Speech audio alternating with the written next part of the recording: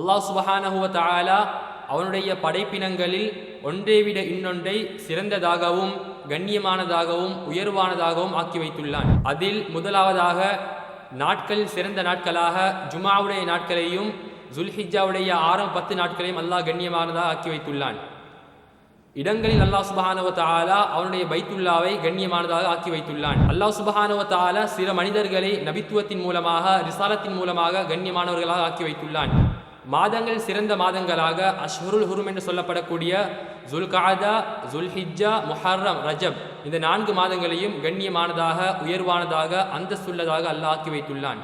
நபி ஸல்லல்லாஹு அலைஹி வஸல்லம் அவர்கள் துல் ஹிஜ்ஜாவுடைய ஆரம்ப 9 நாட்களில் நோன்பு நோக்கக்கூடியவர்களாக இருந்தார்கள். தஃப்ஸீருல் உலமாக்கள் கூறுகின்றார்கள், துல் ஹிஜ்ஜாவுடைய ஆரம்ப 10 நாட்களில் நாங்கள் செய்யக்கூடிய அமளிபாத் அல்லாஹ் சுப்ஹானஹு வ தஆலாவுக்கு மிகவும் விருப்பமானது.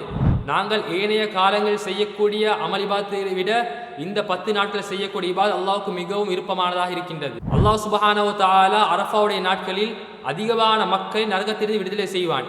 ஏனைய நாட்களில் நரகத்திலிருந்து மக்களை விடுதலை செய்வதை விட அதிகமான எண்ணிக்கையுடையவர்களை அரஃபாவுடைய நாளில் அல்லாஹ் சுப்ஹானஹு வ தஆலா நரகத்திலிருந்து விடுதலை செய்வான். நபி ஸல்லல்லாஹு அலைஹி வஸல்லம் அவர்கள் கூறினார்கள், யார் அரஃபாவுடைய நோன்பை நோட்கின்றாரோ அல்லாஹ் சுப்ஹானஹு வ தஆலா அவருடைய சென்ற வருட பாவத்தையும் வரக்கூடிய வருடத்துடைய பாவத்தை மன்னிக்கின்றான். துல் ஹிஜ்ஜாவுடைய ஆரம்ப 10 நாட்களில் நோட்டக்கூடிய ஒவ்வொரு நோன்புக்கும் ஒரு வருட நோன்பு நோட்டுற கூலி அல்லாஹ் சுப்ஹானஹு வ தஆலா தருகின்றான்.